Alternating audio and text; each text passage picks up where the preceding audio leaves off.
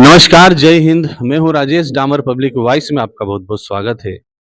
जैसे कि हम जानते हैं कि डी3 पर पूरे प्रदेश में कार्य किया जा रहा है और हमारे झाबुआ जिले में भी डी3 पूरी ताकत के साथ लागू है और वास्तविक धरातल पर बहुत ही सर्वश्रेष्ठ परिणाम इसके देखने को मिल रहे हैं, जिसमें झाबुआ एसपी, सामाजिक कई कार्यकर्ता इसमें जुड़े हुए हैं। यदि एक बात की जाए, आज हम जो परिचर्चा करने जा रहे हैं, एक दिन पूर्व की बात है। एक बालक मनीष डामर, दुर्घटना होती है शनि मंदिर के पास में, एक्सीडेंट में उसकी मृत्यु हो जाती है। उसके छोटे-छोटे बच्चे हैं, पत्नी है, माँ, परिवार। एक युवा जब दुनिया छोड़ के चला जाता है, तो क्या स्थिति होती है परिवार की, वो बहुत विचलित स्थिति है। साथ ही कुछ दिन पूर्व अर्जुन डामर, जो कि एडवोकेट थे, फ्रेंड फॉलोइंग उनकी काफ़ी ज़्यादा थी और उनकी अंतिम यात्रा में बड़ी संख्या में जनसैलाब उमड़ा था। उनकी भी एक्सीडेंट में मृत्यु हो गई थी। कुछ दिन पूर्व थानला के सोनी पेट्रोल पंप के पास में दंपत्ति एक्सीडेंट में मारे जाते हैं। मित्रों, आज की जो परिचर्चा है, इसी विषय पर परिचर्चा है। इन लोगों की जान बचाई जा सकती थी। यदि ये समय रहते इनको हॉस्पिटल पहुंचाया जाता, तो निश्चित रूप से एक परिवार का चिराग बुझने से हम बचा सकते थे। लेकिन कुछ भ्रांतियां हैं, कुछ डर है, कुछ ऐसा माहौल है इस क्षेत्र में कि लोग देखते हुए भी मदद नहीं कर पाते हैं। इस परिस्थिति को, इस पीड़ा को हमने समझा है। पब्लिक वॉइस न्यूज़ आज इस प्लेटफॉर्म पे आया है कि इस पीड़ा को समझकर आप सभी के बीच में इस पीड़ा को हम बता रहे हैं। जनप्रतिनिधि हमारे साथ मौजूद है, समाज के जवाबदार हमारे साथ मौजूद हैं, जो इस परिचर्चा में इस मुद्दे पर चर्चा करेंगे। तो मैं परिचय करा दूं आपके बीच में। कलसिंह जी भाबर पूर्व विधायक और एसटी मोर्चे के प्रदेश अध्यक्ष हैं और एक कद्दावर नेता हैं और सामाजिक कार्यों में हमेशा अग्रसर रहते हैं। साथ ही हमारे साथ मौजूद हैं श्यामा जी ताहेड़। डी3 कार्यक्रम में काफ़ी अहम भूमिका है, सामाजिक कार्यकर्ता है और सामाजिक गतिविधियों में जो कुरीतियाँ छिपी है, उनको दूर करने का अथक प्रयास इनके द्वारा किया जा रहा है। साथ ही हमारे साथ मौजूद हैं डॉक्टर कमल डामर, जो कि सामाजिक कार्यकर्ता हैं, आदिवासी एकता परिषद के प्रांतीय महासचिव है और सामाजिक गतिविधियों में ये हमेशा अग्रसर रहते हैं। साथ ही हमारे साथ मौजूद हैं कैलाश जी सहलोज, जो कि सामाजिक कार्यकर्ता हैं। आपका भी स्वागत है। और हमारे बीच मौजूद हैं माधु भाई डामोर, जैस के कार्यकारिणी सदस्य हैं। साथ ही शांतु भाई बारिया, सामाजिक कार्यकर्ता हैं, आदिवासी परंपराओं को आगे बढ़ाने का भरसक प्रयास करते हैं। तो आज हमारे साथ सभी वरिष्ठ सामाजिक कार्यकर्ता, जनप्रतिनिधि हैं। शुरुआत करते हैं। करसिंह जी भाबर साहब, आप एसटी मोर्चे के प्रदेश अध्यक्ष हैं। जो आज का विषय है, आपने समझा है उसे।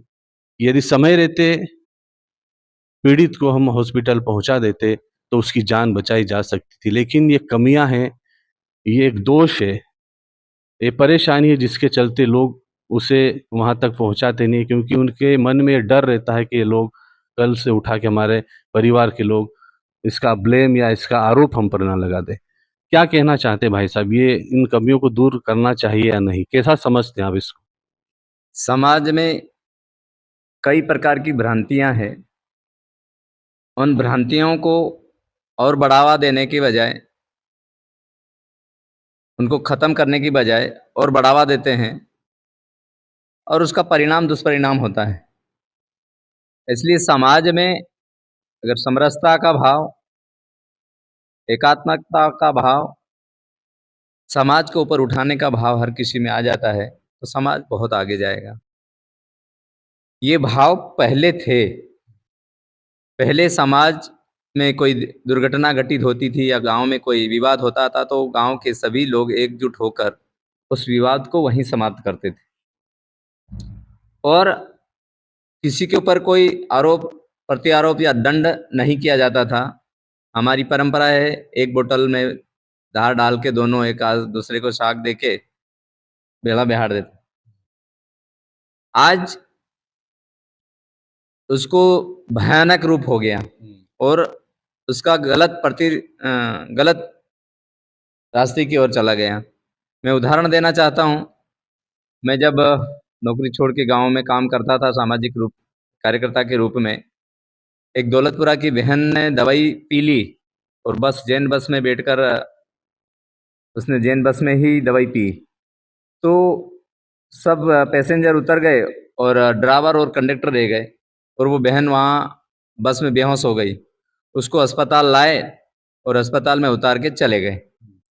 अब डॉक्टर का कहना है कि इसने दवाई पी, इसलिए कोई परिवार का हो तो मैं उसका इलाज शुरू करूं।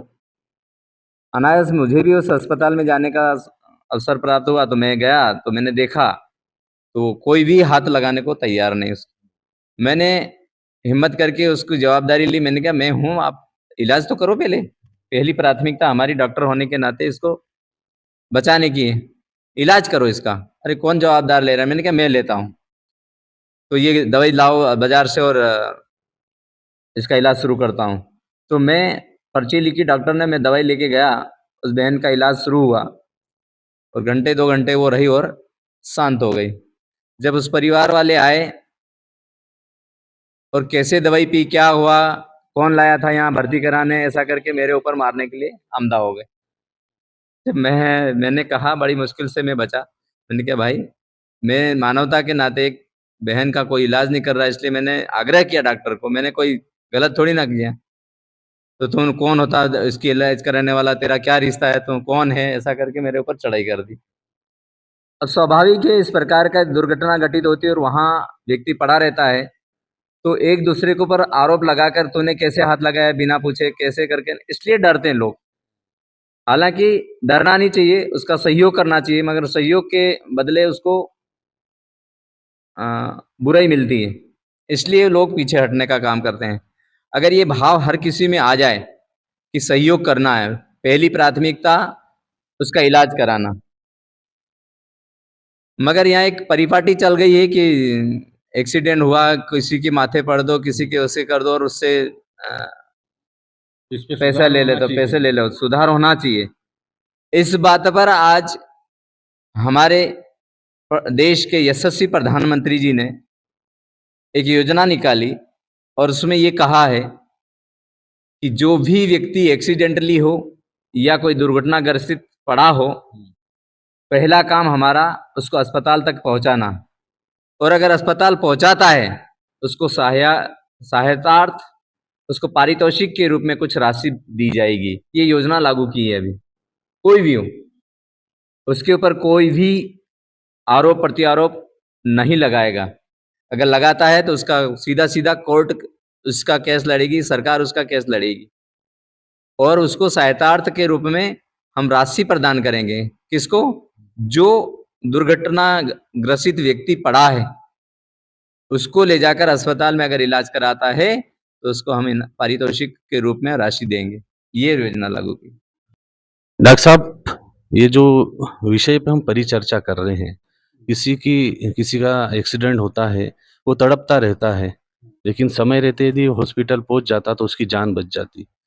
लेकिन लोग आज मदद नहीं करते हैं। एक मानसिक सोच लोगों की बन गई है कि यदि मदद करेंगे तो परिवार के लोग माथे आ जाएंगे। तो इन कुरीतियों को, ये जो गलत भावना है या इस प्रकार की मानसिकता है, आपके हिसाब से ये दूर होना चाहिए या नहीं? बिल्कुल दूर होना चाहिए। जैसे कि भाई साहब ने अभी बताया कि जो भी आदमी मदद करता है, कुछ करता है, अस्पताल पहुँचाता है, तो हमारे आदिवासी समाज में एक बहुत बड़ी बुरी आदत है कि जो इलाज कराने ले जाता है उसके माथे पड़ते हैं। मतलब उसको कि भाई कहाँ से लाया, कैसे लाया, क्या हुआ था? इस तरीके की जो घटना हो रही है, वो बहुत ही निंदनीय है, क्योंकि दूसरा समाज भी हमको, आदिवासी समाज को कुछ दूसरी नज़र से देखता है। क्योंकि हमारे लोग क्या है कि कैसे भी करके पैसा ऐंठने के लिए ये ब्लेम लगाते हैं। लेकिन आज का जो परिवेश है उस पे मैं जाऊँगा, क्योंकि हम लोग जितने भी हैं अभी सामाजिक कार्यकर्ता के नाते ही हम लोग यही कहेंगे कि ये जो समाज में कुरीतियाँ है, बहुत बड़ी कुरीति है, मैं कहूँगा। चाहे दारू हो, चाहे इस तरीके के ब्लेम लगाना हो, तो इसकी वजह से हमारे जो लोग हैं एक्सीडेंटल होते हैं, तो एक्सीडेंट के होते उस टाइम खड़े रहते ज़रूर है, देख के और चले जाते हैं।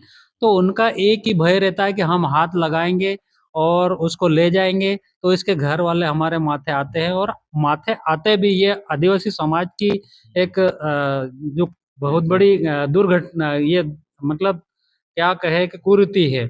तो इसको हमको दूर करने के लिए हमारा जो युवा अभी आज की पढ़ी-लिखी पीढ़ी है और जितने भी सामाजिक कार्यकर्ता है, उनको ये कोशिश करना चाहिए, सबको समझाना चाहिए कि हमें कोई भी आदमी या तो दुर्घटना हुई है या कुछ हुआ है या क घटना घटित हुई है, तो हमारा सबसे पहला फ़र्ज़ बनता है कि उसको इलाज के लिए अस्पताल की ओर ले जाने का प्रयास करना चाहिए। यदि ऐसा नहीं होता है तो ये हमारी एक बहुत बड़ी कुरीति है, क्योंकि यहाँ-वहाँ ऐसा नहीं है कि सभी लोग आज मोबाइल पे सभी लोग वीडियो बनाते हैं, फ़ोटो खींचते हैं, तो उनको इतना ज़रूर नॉलेज है कि हम फ़ोटो खींच रहे हैं, वीडियो बना रहे हैं, तो उनको ये भी दिमाग में होना चाहिए कि इस आदमी को समय रहते हुए हम लोग अस्पताल पहुँचा दें और अस्पताल पहुँचा के उसकी जान बचा सकें। किसी का भाई है, किसी का बेटा है, किसी का भतीजा है, किसी का सब है। इस तरीके के वो लोग अपनी जान को मतलब बचा सकते हैं हम लोग, हमारी सावधानी से, तत्परता से। तो हमारे जो समाज में ये जो कुरीति है, उस कुरीति को दूर करने के लिए एक तो डी3 हमारे श्यामा दादा कर रहे हैं और उनसे ज़रूर अभी जो एक्सीडेंटलों का जो मामला हर साल जो मौतें होती हैं, उससे बहुत कम हुआ है, दारू भी कम हुआ है, डीजे भी कम हुआ है और आने वाले समय में हम लगातार समाज के साथ में बैठ के समन्वय बना के इस चीज़ को बीच में ले जा रहे हैं। कुछ लोग डीजे का, दारू का विरोध कर रहे हैं, लेकिन उसका कारण क्या है, उसका क्यों हमको करा रहे हैं, क्या है, वो सारी चीज़ें हमारे सभी वरिष्ठ बता रहे हैं, क्योंकि मानसिक तौर से हम लोग कमज़ोर हो रहे हैं, हमारी संस्कृति विलुप्त होती जा रही है, हमारी बोली भाषा, रीति-रिवाज सब गायब होते जा रहे हैं। इसलिए हमने डीजे को बंद करा, हमने हमारी जो परंपरा के अनुसार ढोल बाजे है, जो शहनाई है, वो हम लोग बजा रहे हैं। तो उसमें ये सारी चीज़ें होती है, लेकिन फिर वही कहूँगा कि हमारे जहाँ भी है, मैं निवेदन करूँगा आपके चैनल के माध्यम से, काका, बाबा, भाभी जो भी हमारे वरिष्ठ हैं, बुद्धिजीवी हैं, पढ़े-लिखे हैं, नौजवान छात्र-छात्राएँ हैं और हम साथी हैं और वरिष्ठ भी हैं, उनसे मैं यही निवेदन करूँगा, जहाँ भी कोई दुर्घटना घटित होती है, तो हमको सबसे पहले उसको अस्पताल पहुँचाना है। यदि अस्पताल पहुँचाने के बाद में कोई समाज या व्यक्ति आपके कुछ माथे आता है और या आपके ऊपर कोई ब्लेम लगाता है, इल्ज़ाम लगाता है, तो उसके लिए हम लोग सारे ये हमारे थानला, मेघनगर, झाबुआ की पूरी कमेटी है, उसमें जब भी कोई आगाज़ करेगा कि भई ये जो बोलेगा कि हमारे ऊपर ये ब्लेम लगा रहा है, आप मेरी मदद करो, तो हम लोग सारे ये सब बैठे हैं आज। हम लोग एक आवाज़ में उसके घर जाएँगे और आपने इसको कैसे आप ब्लेम लगाया, ये अस्पताल ले गया था और आपने उसके ऊपर ब्लेम लगाया, तो वो उसके लिए हम लोग आगे रहेंगे और सभी को मैं यही निवेदन करूँगा कि जब भी कोई आदमी ऐसा ब्लेम लगाता है, तो हमारे सारे कार्यकर्ता वहाँ पे जाएँगे और समझाएँगे और ये सारी चीज़ों को और हम समाज में स सं ज़्यादा से ज़्यादा उसको ले जाने की कोशिश करेंगे। ताहिर जी, आप डी3 पे काम कर रहे हैं।